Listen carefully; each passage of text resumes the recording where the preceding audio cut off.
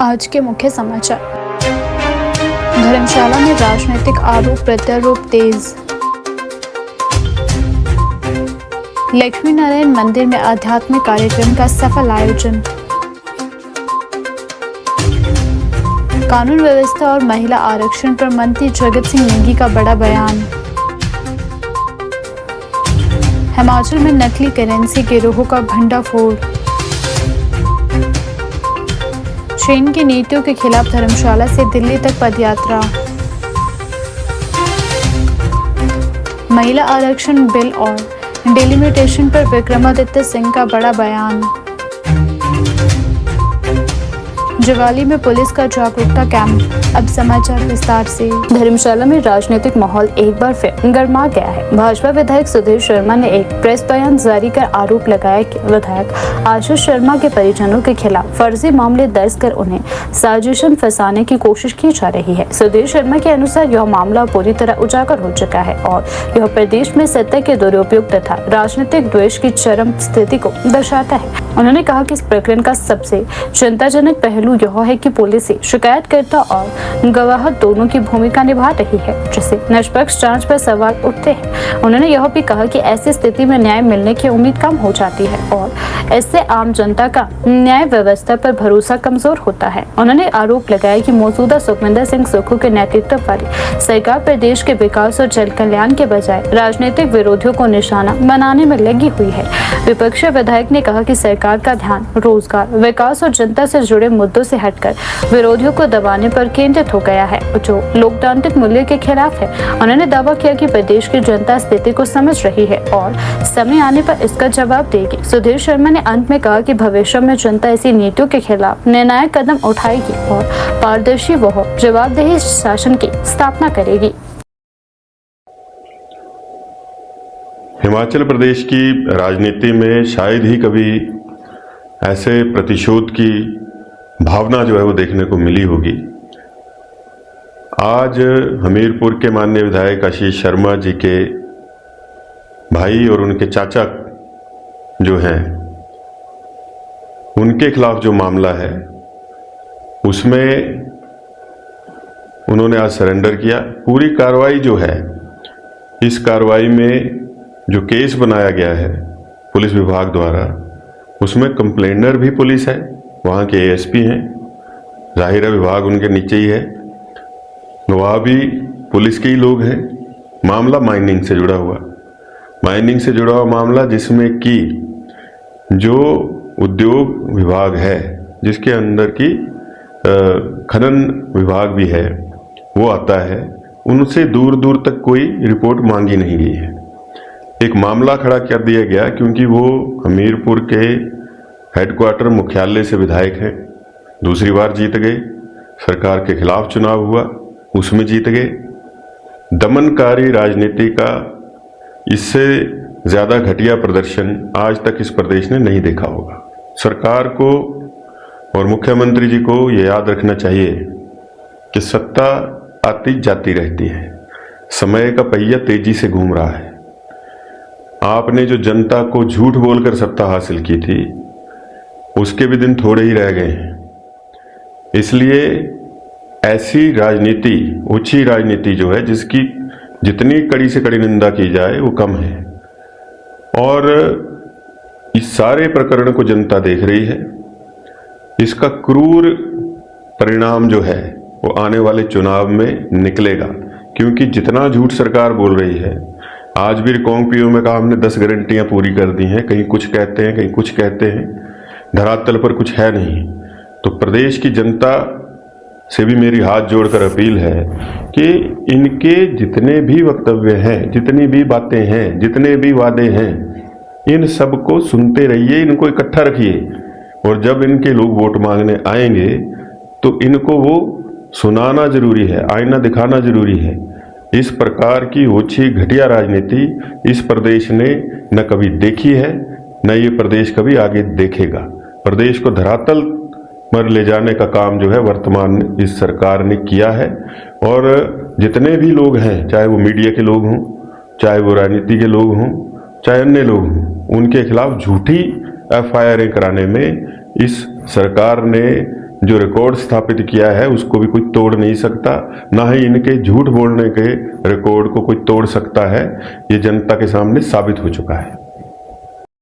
लक्ष्मी नारायण मंदिर छोटा शिमला में एक दिवसीय कथावाचक कार्यक्रम का भव्य और सफल आयोजन किया गया। इस आध्यात्मिक कार्यक्रम में बड़ी संख्या में युवाओं और श्रद्धालुओं ने भाग लेकर धर्म और संस्कृति से जुड़े महत्वपूर्ण संदेशों का आत्मसात किया। कार्यक्रम का मुख्य उद्देश्य युवाओं को भारतीय संस्कृति और सनातन धर्म की मूल भावनाओं से जोड़ना था। कथावाचक ने अपने प्रवचनों में धर्म, नैतिकता, जीवन मूल्यों और भारतीय परंपराओं के महत्व पर विस्तार से प्रकाश डाला। उन्होंने कहा कि आज के समय में युवाओं का अपने जड़ों से जुड़े रहना अत्यंत आवश्यक है, जिससे समाज में सकारात्मक परिवर्तन संभव हो सके। कार्यक्रम के दौरान भजन कीर्तन और विभिन्न धार्मिक अनुष्ठानों का भी आयोजन किया गया, जिससे पूरे परिसर में भक्ति और श्रद्धा का माहौल देखने को मिला। श्रद्धालु पूरे समय भक्ति में लीन नजर आए और वातावरण आध्यात्मिक ऊर्जा से भरा रहा। उपस्थित लोगों ने इस आयोजन की सराहना करते हुए इसे ज्ञानवर्धक और प्रेरणादायक बताया। कई युवाओं ने कहा कि ऐसे कार्यक्रम उन्हें अपनी संस्कृति और परंपराओं को बेहतर ढंग से समझने का अवसर प्रदान करते हैं। आयोजकों ने जानकारी दी कि भविष्य में भी इस प्रकार के धार्मिक और सांस्कृतिक कार्यक्रम आयोजित किए जाते रहेंगे, ताकि अधिक से अधिक लोग अपनी समृद्ध विरासत से जुड़ सके और समाज में सकारात्मक सोच को बढ़ावा मिल सके। आज श्री लक्ष्मीनारायण मंदिर में संतोष जी के सौजन्य से और उनके परिवार के सौजन्य से यह कार्यक्रम, सतपाल जी के सौजन्य से ये कार्यक्रम किया जा रहा है। जो बाल बाबा जी यहाँ पर आ रहे हैं वे सभी को अपने मधुर वचनों से प्रेरित करेंगे और उन्हें आशीर्वाद देंगे। बाल बाबा जी ब्रह्मचारी गति है और वे यहाँ पर बचपन से ही इसी कार्य में जुटे हैं। जो कथावाचक हैं वे ऊना से यहाँ पर आ रहे हैं। हाँ, मंदिर में उनका पहली बार है, लेकिन ये संतोष जी, सतपाल जी अपने घर में करवाते थे पहले, लेकिन कुछ कारणों से या कुछ सबकी इच्छाओं से वे आज मंदिर में इस कार्यक्रम को करवा रहे हैं। इसमें उनके प्रवचनों से सभी आशीर्वाद ग्रहण करेंगे और अपने जीवन में उन्हें अपनाएंगे। जो सभी लोग यहाँ आएंगे, गांव से, शहरों से थोड़े थोड़े सभी यहाँ पर पहुँचेंगे, तो वे अपने जीवन को उनसे प्रवचनों से अपने जीवन को सफल बनाएंगे। मैं श्री लक्ष्मीनारायण मंदिर छोटा शिमला से के पुजारी पद से यहाँ पर महेंद्र पाठक यहाँ पर। का उद्देश्य ये है कि सनातन धर्म को बनाए रखना। अगर हम लोग सनातन धर्म से जुड़े रहेंगे तो जो आगे की युवा पीढ़ी है वो गलत कामों में नहीं जाएगी। जैसे आजकल बच्चे नशे में चले गए हैं, अगर हम ऐसे कार्यक्रम करवाते रहें मंदिरों में तो हमारे को ये लगता है कि आने वाली जनरेशन को कुछ ना कुछ तो सुधार होगा। मेरे गुरुजी है, उनका हमारे 15-20 साल से आ रहे हैं वो, तो सब बोलते थे कि घर में कम जगह पड़ती है, दर्शन करने हैं। हमने भी तो इस बार हमने सोचा है, सबने मेरे बोला है कि महाराज को मंदिर में बुलाओ। टिंका जी है, ये सारे मधु जैरत जी, ये सबने बोला मंदिर में बुलाया जाए। इस कारण से अपने महाराज का यहाँ मंदिर में स्वागत करेंगे और उनके जो विचार जो भी वो देंगे वो यहाँ सब सुनेंगे।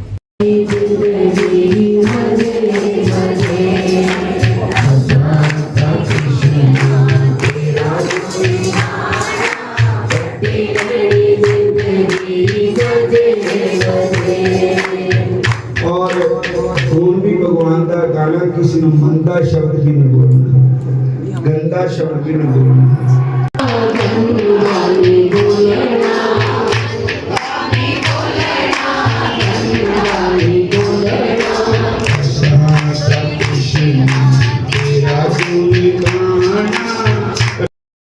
बागवानी मंत्री जगत सिंह नेगी ने चेस्टर हिल भ्रष्टाचार प्रकरण, हालिया हत्या मामले और महिला आरक्षण के मुद्दे पर विपक्ष के आरोपों पर कड़ा जवाब दिया।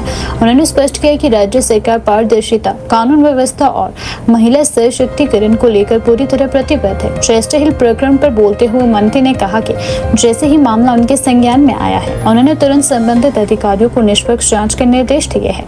उन्होंने दो टूक में कहा कि यदि जाँच के दौरान कोई भी अधिकारी दोषी पाया जाता है या जांच को प्रभावित करने की कोशिश करता है तो उसके खिलाफ सख्त कार्यवाही की जाएगी। उन्होंने भरोसा दिलाया कि सरकार इस मामले में किसी भी प्रकार की ढिलाई बर्दाश्त नहीं करेगी। वहीं हाल ही में सामने आए सिया गुलेरिया हत्याकांड पर मंत्री ने कहा कि यह घटना बेहद दुर्भाग्यपूर्ण है। मंत्री ने विपक्ष द्वारा कानून व्यवस्था पर उठाए जा रहे सवालों को खारिज करते हुए कहा कि इस घटना को पूरे प्रदेश की कानून व्यवस्था से जोड़ना उचित नहीं है। उन्होंने कहा कि कानून व्यवस्था तब चरमराई हुई मानी जाती जब संगठित अपराध या गिरोहबद्ध घटनाएं सामने आती हैं, जबकि यह मामला प्रथम दृश्यता से व्यक्तिगत स्तर का प्रतीत होता है। आरोपी की मानसिक स्थिति और घटना के कारणों की जांच भी की जा रही है।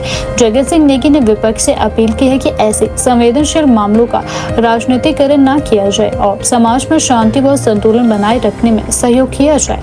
महिला आरक्षण और विशेष बैठकों को लेकर विपक्ष के आरोपों पर प्रतिक्रिया देते हुए मंत्री ने कहा कि विपक्ष इस मुद्दे पर भ्रम फैलाने का प्रयास कर रहा है। उन्होंने कहा कि सरकार महिलाओं के सशक्तिकरण के लिए लगातार कार्य कर रही है और इस दिशा में उठाए जा रहे सभी कदम पारदर्शिता और जनहित को ध्यान में रखकर लिए जाएंगे। उन्होंने दोहराया कि प्रदेश सरकार हर स्तर पर जवाबदेही सुनिश्चित करने के लिए प्रतिबद्ध है और किसी भी प्रकार की अनियमितता या लापरवाही को बर्दाश्त नहीं किया जाएगा। जो है पार्लियामेंट से पास हो गया था, कानून भी बन गया, परंतु 23 के बाद 24, 25, 26 तक इसको जो है इन्होंने इम्प्लीमेंट ही नहीं किया। अब ये महिला आरक्षण के आड़ में अपना एजेंडा इनका ये था कि उसी बिल के अंदर जो है जो संशोधन विधेयक जो है उसमें इन्होंने जो सीटों को लेकर परिसीमन को लेकर जो बात की है और आरक्षण के नाम पर जो है परिसीमन कराकर ये जो है अपनी राजनीतिक रोटियां सेकने की कोशिश कर रहे थे, जो कि सरासर गलत था। और विपक्ष ने इसका डट कर जो है मुकाबला किया पार्लियामेंट के अंदर, और जो इनकी मंशा थी भाजपा की वो सफल नहीं हो पाई। ये जो है देखा जाए तो महिलाओं को जो है आरक्षण देने के हक में नहीं है, और महिलाओं के आरक्षण के बिल के जो कानून बना उसकी आड़ में पूरे देश का जो है ये जो परिसीमन कराकर, और परिसीमन भी कौन से उससे कर रहे हैं, सेंसस आपका जो है 2011 को लिया जा रहा है, जबकि आपका सेंसस जो है 2026 का शुरू भी हो गया है। तो अभी क्या जल्दी आपको लगी है। और दूसरा जो है बंगाल में और तमिलनाडु के चुनाव को ध्यान में रखकर आप इसको टारगेट कर रहे हैं कि अगर बिल गिर जाए तो आप गुमराह करेंगे। पर अभी जो 3 दिन की बहस हुई है उसमें ये बात लोगों के ध्यान में आ गया है कि ये बिल जो है महिला आरक्षण नहीं है, बल्कि परिसीमन के नाम पर ये जो है अपना एक षड्यंत्र के तहत सत्ता में चिपके रहने का एक प्रोग्राम था जो असफल हुआ है। तो ये बहुत बड़ी जीत है विपक्ष की। अब आप सरकार घाट की बात कर रहे होंगे, वहाँ पर कोई ऑर्गेनाइज क्राइम हुआ है या कोई गिरोह का काम था या कोई जो है एक सोची समझी साजिश के तहत कोई इस किस्म की वारदात हुई, जो भी घटना वहाँ पर सरकार घाट में बालिका के साथ हुआ वो हमें बड़ा खेद है और इस किस्म की घटना नहीं होनी चाहिए। पर ये एक ऐसा केस था जिसमें कोई भी जो है कोई षड्यंत्र या कोई प्री प्लान कोई उस किस्म का केस नहीं था। एक ऐसे व्यक्ति ने जिसके आप ये कह सकते हैं कि मानसिक संतुलन ठीक नहीं था, उसने इस कार्य को अंजाम दिया जो बहुत गलत है। अब किसी बात को आप जो है राई का पहाड़ बनाएं और जब पहाड़ को खोदने के बाद उसमें से भी मरी हुई चुहिया निकले तो कोई बड़ी बात नहीं है। मैं इनको इतना कहना चाहता हूँ कि अगर आपके साथ कोई फ़ोन टेपिंग जैसे गंभीर आरोप जो आप लगा रहे हैं तो आप जाके जो है जो हमारा लोकायुक्त है उसमें एफिडेविट दायर कीजिए, इनके खिलाफ जो है एक्शन होगा। खाली कहने से तो काम नहीं चलेगा। अब इतना जो है बड़ा संवैधानिक जो है व्यवस्था कर रखी है लोक आयुक्ता का, उसके ऊपर जो है बहुत ज़्यादा पब्लिक का पैसा भी खर्च हो रहा है। तो ये किस लिए बने हुए? ये इसीलिए बने हुए हैं कि जहाँ आपको लगता है भ्रष्टाचार हो रहा है, जहाँ आपको लगता है कि आपके आज़ादी के खिलाफ काम हो रहा है, कीजिए आप वहाँ। ये तो केंद्र सरकार ने तो जो हमारा सूचना का अधिकार है उसी से हमें वंचित करने की कोशिश की है, उसको जो है बिल्कुल अब कमज़ोर कर दिया है सूचना के अधिकार का। पर ये सारी व्यवस्थाएं कांग्रेस के समय है। कांग्रेस की विचारधारा है कि पारदर्शी होना चाहिए, हमारा लोकतंत्र चलना चाहिए, संविधान से चलना चाहिए, उसमें कहीं भी कोई कमी नहीं है। ये जो संवैधानिक जितनी व्यवस्थाएं हैं उसको कमज़ोर किसके समय में हुआ है? अब केंद्र की मोदी सरकार ने किया है, चाहे इलेक्शन कमीशन है, आज उसके ऊपर कोई भरोसा नहीं है। आज हमारे जुडिशरी में भरोसा कम हो गया है, क्योंकि इन्होंने जिस तरह से उनके अपॉइंटमेंट्स किए हैं, जिस तरह से जुडिशरी को कम करने की कोशिश की है, इसी तरह से ईडी, सीबीआई, इन पे तो विश्वास लोगों का ख़त्म ही हो गया है। तो एक एक करके इन्होंने पूरी कोशिश की है कि किस तरह से देश का संविधान जो है ख़त्म कर दें, और यहाँ पर फिर जो है किसी और किस्म के कोई डिक्टेटरशिप लाने की पूरी कोशिश हो रही है, जो पिछले कल पार्लियामेंट के अंदर जो है इनको मुंह की खानी पड़ी। सर क्वेश्चन है, पहला क्वेश्चन तो देश को लेके कीजिए आप, जो आप कह रहे हैं कि कांग्रेस महिला विरोधी है। ये महिला आरक्षण की सोच कांग्रेस की है। 1996 में जब कांग्रेस पार्टी इस मुद्दे को पार्लियामेंट में लेके पहली बार आई, उस समय विरोध करने वाले कौन थे? यही बीजेपी के लोग थे। 1925 में पहली बार हमारा जो काउंसिल चैम्बर है विधानसभा का, मोतीलाल नेहरू जो है उसमें काउंसिल के मेंबर थे, उन्होंने पहली बार लाया कि महिलाओं को 18 साल से ऊपर जो महिलाएं हैं उनको वोट का अधिकार मिलना चाहिए। और ये सारी कांग्रेस की ही विचारधारा है। हमने जो है अभी 23 में जब ये बिल आया, सर्वसम्मति से इसको पास किया। उसके बाद क्या कारण है, मोदी ने जो है क्यों नहीं, मोदी जी ने जो है 24 में इसको लागू नहीं किया, 25 में लागू नहीं किया, 26 में अभी भी लागू नहीं किया। आप परिसीमन के आड़ में हमें महिला विरोधी कैसे कह सकते हो? हम कल भी राहुल गांधी जी ने पार्लियामेंट में कहा 545 का जो हमारा आंकड़ा है उसी पर आप जो है महिला आरक्षण करो, हम सपोर्ट करेंगे। पर उसके लिए ये तैयार नहीं है। ये क्या करने जा रहे हैं? परिसीमन के बहाने 800 जो है 50 के करीब सीटें लाएंगे, और जो इसमें फॉर्मूला लगाया हुआ है कि जो है 50% का प्रो रेटा होगा, उसमें तो जो है नॉर्थ ईस्ट है, हिमाचल है, साउथ के सारे हमारे तुम जो है फ़ायदा कुछ नहीं होना।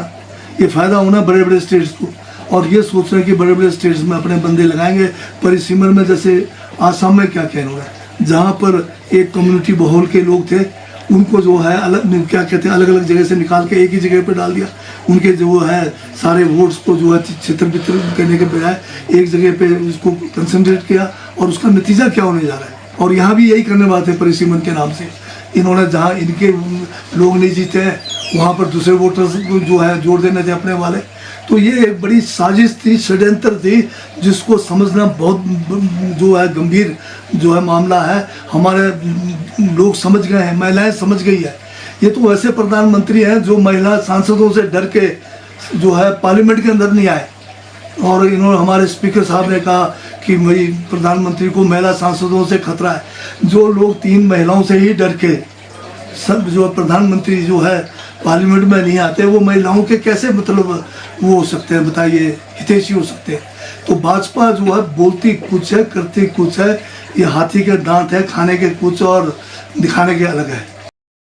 बैजनाथ क्षेत्र में तिब्बती समुदाय द्वारा ब्लैक हेड मार्च का आगाज किया गया। यह पद यात्रा धर्मशाला से शुरू होकर दिल्ली तक जाएगी, जिसका उद्देश्य चीन की नीतियों के खिलाफ आवाज उठाना और तिब्बत की आजादी के समर्थन में जन जागरूकता फैलाना है। इस दौरान तिब्बती समुदाय के लोगों ने कहा कि 10 मार्च 1959 को चीन ने तिब्बत पर कब्जा कर लिया था, जिसके बाद हजारों तिब्बतियों को अपना देश छोड़कर भारत सहित अन्य देशों में शरण लेनी पड़ी। उन्होंने बताया कि सदियों तक तिब्बत एक स्वतंत्र देश रहा है, जिसकी अपनी मुद्रा, राष्ट्रीय ध्वज, भाषा, लिपि, वेशभूषा, धर्म और समृद्ध परंपराएं थी। समुदाय के प्रतिनिधि ने यह भी आरोप लगाया कि वर्ष 1951 में चीनी सरकार के दबाव में तिब्बती प्रतिनिधि मंडल को 17 सूत्रीय समझौते पर हस्ताक्षर करने के लिए मजबूर किया गया। उनका कहना है कि बाद में चीन ने समझौते की शर्तों का उल्लंघन करते हुए तिब्बत पर पूर्ण नियंत्रण स्थापित कर लिया। प्रदर्शनकारियों ने चीनी कम्युनिस्ट पार्टी पर तिब्बतियों के खिलाफ अत्याचार और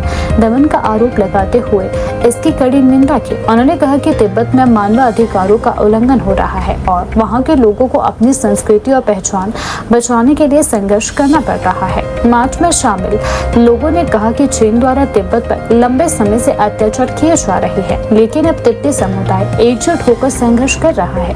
उन्होंने उम्मीद जताई है कि एक दिन तिब्बत को आजादी मिलेगी और वहाँ शांति व स्वतंत्रता बहाल होगी। यह पद यात्रा न केवल विरोध का प्रतीक है, बल्कि तिब्बत के मुद्दे को राष्ट्रीय और अंतर्राष्ट्रीय स्तर पर उठाने का प्रयास भी है।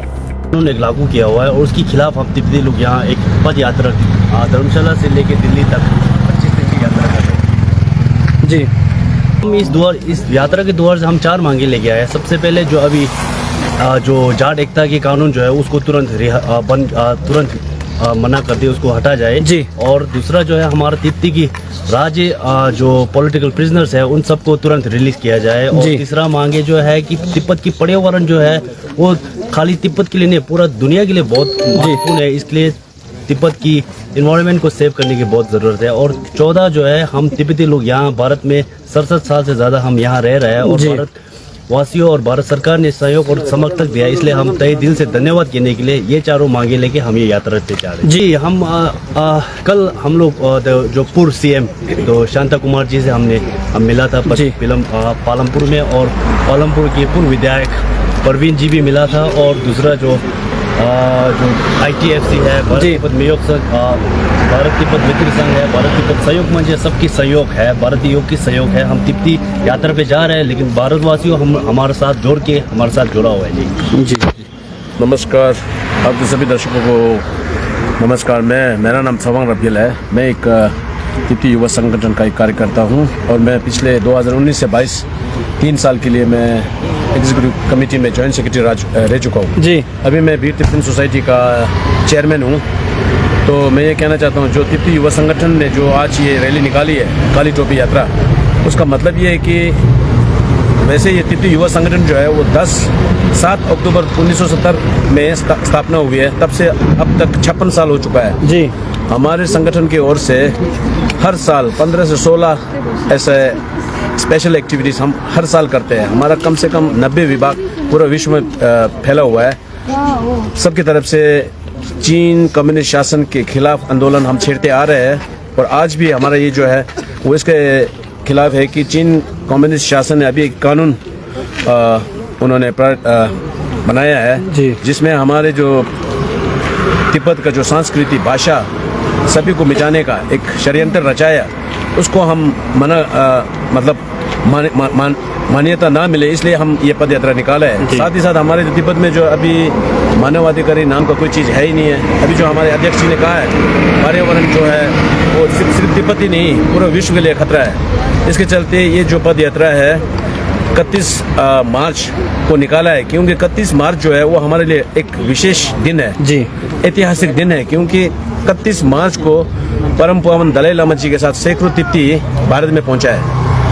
तो इसीलिए हमने ये दिन चुना है। और 25 अप्रैल में जो हम संयुक्त राष्ट्र कार्यालय में जब हमारे मांग रखेंगे, वो जो दिन है हमारे तिब्बत का दूसरे सबसे बड़ा गुरु धर्म गुरु पेंशन लामा 11वीं पेंशन लामा, जिसको 6 साल की उम्र में चीन ने गायब कर दिया है, वो दुनिया का सबसे छोटा पॉलिटिकल प्रिजनर हम मानते हैं। तो उन सब की मांग रखते हुए हम 25 अप्रैल को दिल्ली में पहुंचेंगे जी। आज ये हमारे वीर तिब्बतन सोसाइटी के हॉल में रहेंगे जी, विश्राम करेंगे और सुबह 5 बजे यहाँ से पद्दर के लिए निकलेंगे। हाँ जी। और हमारा जो ये संगठन है, जब तक तिब्बत आज़ाद नहीं होगा हमारा आंदोलन जो है जारी रहेंगे जी। आज यहाँ हमारे अलग अलग 20 स्थानों से हमारे जो कार्यकर्ता जो 90 अलग अलग जगहों में शहरों में देशों में फैले हैं, इनमें से 20 अलग अलग स्थानों से 65 हमारे कार्यकर्ता आज इसमें शामिल है जी। कांगड़ा जिले के जवाली क्षेत्र में पुलिस विभाग द्वारा यातायात नियमों के प्रति जागरूकता फैलाने और वाहन चालकों की आंखों की जांच के लिए एक विशेष कैंप का आयोजन किया गया। इस महत्वपूर्ण अभियान में SP नूरपुर कुलभूषण वर्मा भी विशेष रूप से पहुंचे और कार्यक्रम का निरीक्षण किया। इस कैंप का मुख्य उद्देश्य सड़क सुरक्षा को बढ़ावा देना और वाहन चालकों को सुरक्षित ड्राइविंग के लिए प्रेरित करना था। कार्यक्रम के दौरान वाहन चालकों को यातायात नियमों की जानकारी दी गई। हेलमेट और सीट बेल्ट के महत्व पर भी जोर दिया गया। तेज गति और लापरवाही से वाहन चलाने के खतरों के बारे में भी समझाया गया। इसके साथ ही विशेषज्ञ द्वारा चालकों की आंखों की जांच भी की गई, ताकि यह सुनिश्चित किया जा सके कि वे सुरक्षित रूप से वाहन चला सके। इस अवसर पर SP नूरपुर कुलभूषण वर्मा ने लोगों को संबोधित करते हुए कहा कि सड़क दुर्घटनाओं का मुख्य कारण लापरवाही और नियमों की अनदेखी रहती है। उन्होंने कहा कि यातायात नियमों का पालन करना हर नागरिक की जिम्मेदारी है। थोड़ी सी सावधानी कई कीमती जिंदगियां बचा सकती है। उन्होंने वाहन चालकों से अपील की है कि वे नियमित रूप से अपनी आंखों की जाँच करवाएं, क्योंकि स्पष्ट दृष्टि सुरक्षित ड्राइविंग के लिए अत्यंत आवश्यक रहती है। स्थानीय लोगों ने भी पुलिस विभाग की इस पहल की सराहना की और इसे बेहद उपयोगी बताया। कई वाहन चालकों ने कहा कि इस तरह के कैंप से उन्हें न केवल नियमों की जानकारी मिलती है बल्कि स्वास्थ्य जांच का भी लाभ मिलता है। पुलिस विभाग का मानना है कि इस तरह के जागरूकता अभियानों से सड़क दुर्घटनाओं में कमी लाई जा सकती है। कैंप के माध्यम से लोगों को यह संदेश दिया गया कि वाहन चलाते समय मोबाइल फोन का उपयोग न करें, शराब पीकर वाहन न चलाएं, ट्रैफिक संकेतों का पालन करें।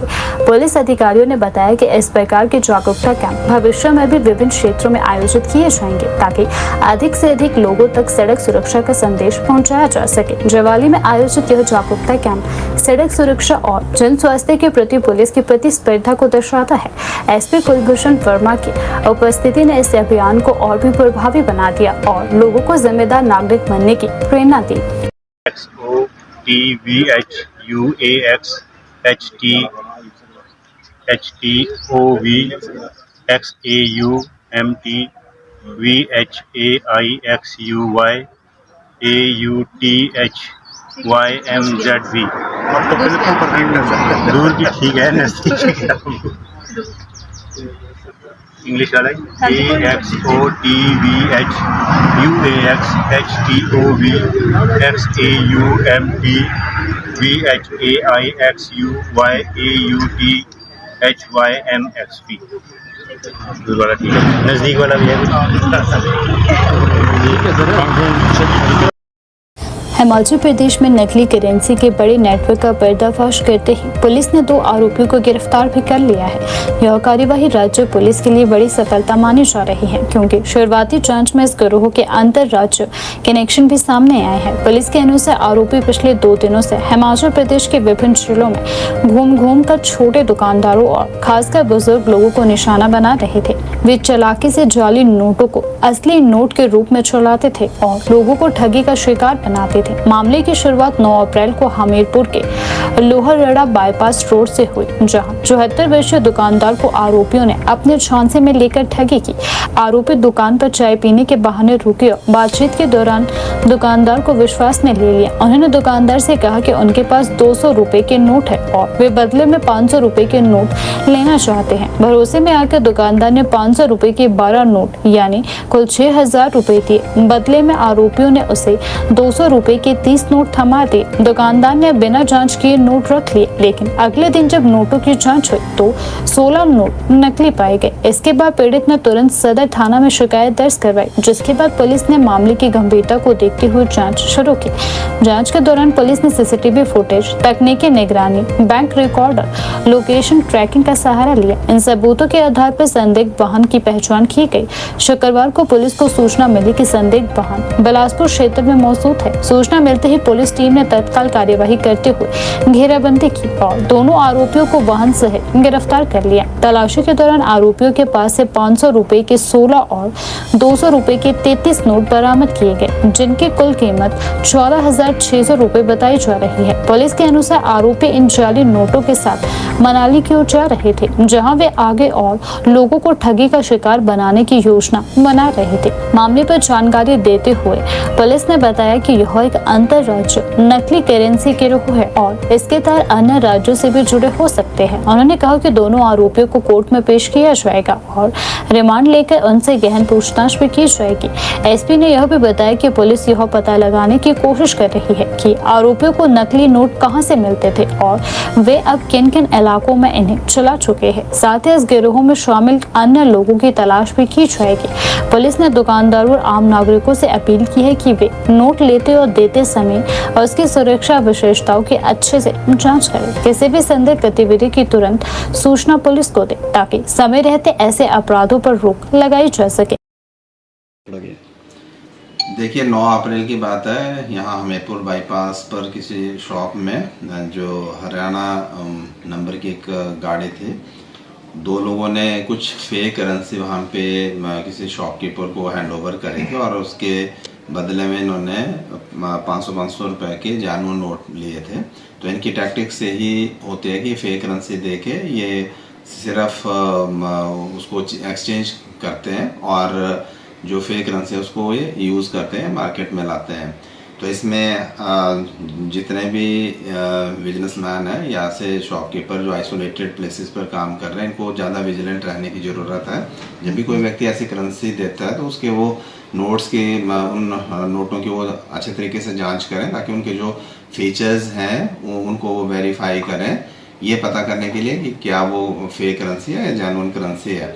तो क्योंकि ऑलरेडी एक केस था और उसमें सिर्फ लीड पुलिस के पास इतनी सी थी कि उस व्हीकल को हमने आइडेंटिफाई कर लिया था अपने जो हमारे कैमरास लगे हैं उनके मदद से, और हम उस व्हीकल को उसकी सर्वेलेंस कर रहे थे, और बाकी जितनी भी टेक्निकल असिस्टेंस है, इन्वेस्टिगेशन है, इन सब को ध्यान में रख के सदर पुलिस, एडिशनल एसपी राजेश, इनकी पूरी टीम इसमें लगी हुई थी, और लगातार हम जो भी एक्यूज थे उनको आइडेंटिफाई करने की कोशिश कर रहे थे और उनकी लोकेशंस को मॉनिटर कर रहे थे।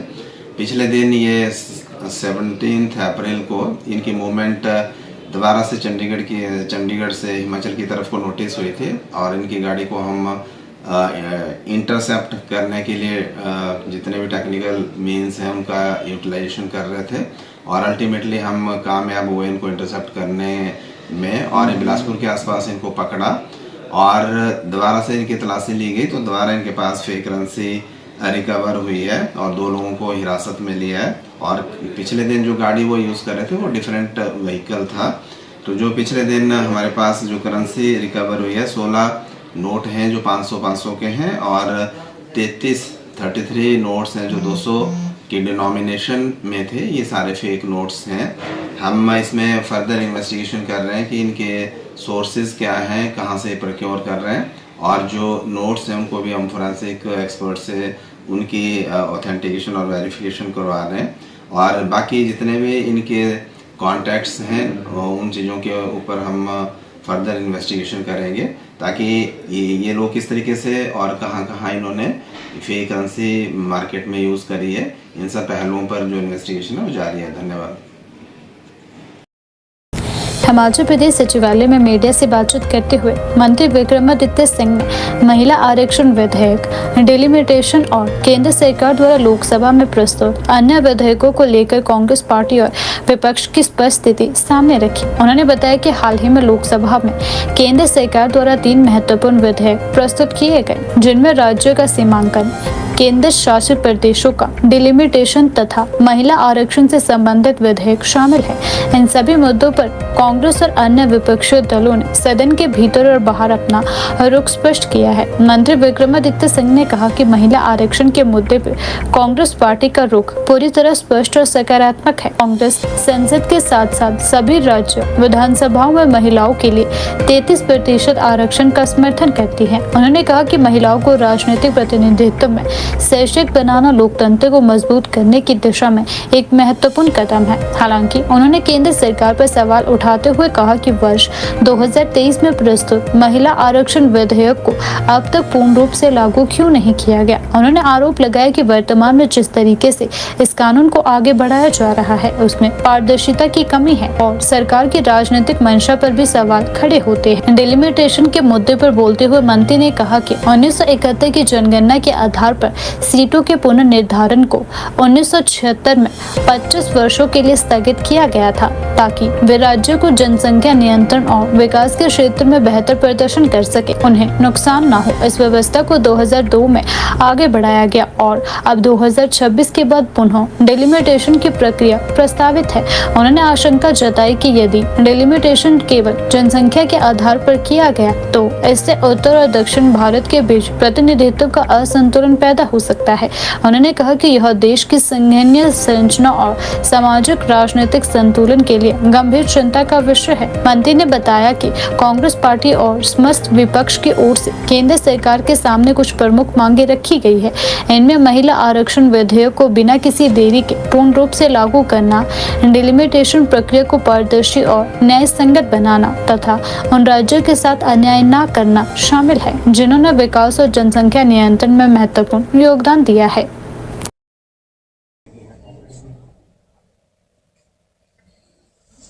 पिछले कल लोकसभा में जो बिल केंद्र सरकार द्वारा लाए गए थे, कुल मिलाकर 3 बिल लाए गए थे, जिसमें से एक डिलिमिटेशन राज्यों का था, एक डिलिमिटेशन यूनियन टेरिटरीज का था और उसके साथ साथ महिला आरक्षण का बात उन्होंने कही थी। कांग्रेस पार्टी ने और सभी विपक्षी दलों ने इस बात को पूर्ण रूप से साफ किया है कि जहां तक महिला आरक्षण की बात है, that is women reservation, Congress party stands 100% with reservation of women in state assemblies as well as parliamentary constituencies।